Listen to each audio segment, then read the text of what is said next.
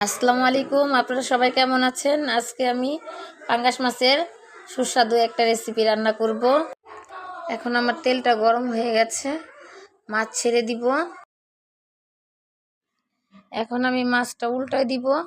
আমার মাছটা ভাজা হয়ে গেছে, উঠায় ফেলবো। মাছ উঠানোর পরে আমি এখন আমি কিছু পেঁয়াজ দিব। এখন আমি মশলা রেডি করব। প্রথমে দিলাম হলুদ, তারপরে মরিচ ফাঁকি, তারপরে জিরা, সাথে আদা অ্যাড করলাম, লবণ, ধনিয়া।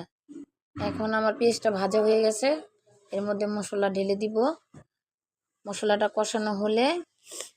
ভালো করে কষানো হলে কিছু পানি দিয়ে দিব। পানিটা বলক হয়ে গেছে, এখন মাছটা ছেড়ে দিব। মাছটা ছাড়ার পরে মাছটা বলক এসে পড়ছে, এখন আমি ধনেপাতা দিয়ে দিব, কিছু কাঁচামরিচ দিয়ে দিব। ঝোলটা পুরো শুকায় তরকারিটা নামাই ফেলবো। আমাদের নতুন চ্যানেলটিকে আপনারা সবাই সাবস্ক্রাইব করবেন, লাইক কমেন্ট শেয়ার করবেন, আমাদের পাশে থাকবেন।